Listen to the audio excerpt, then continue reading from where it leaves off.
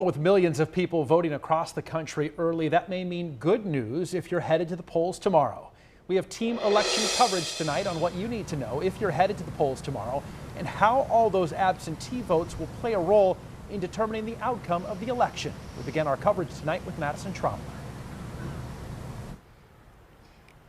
Derek, in Ohio, polls open at 6:30 in the morning until 7:30 in the evening.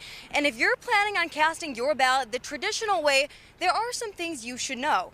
Boards of elections offices in the Tri-County area tell me they all expect smooth sailing for tomorrow with plans in place.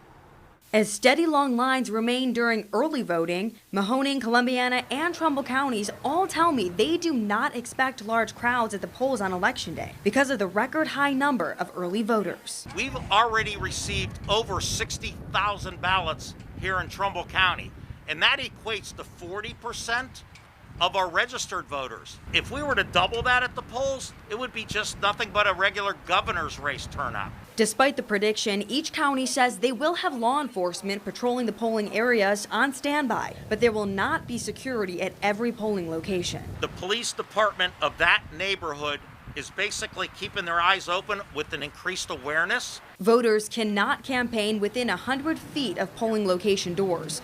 All voters are asked to wear a face mask and abide by protocols. Poll workers are trained to clean voting stations between every ballot cast.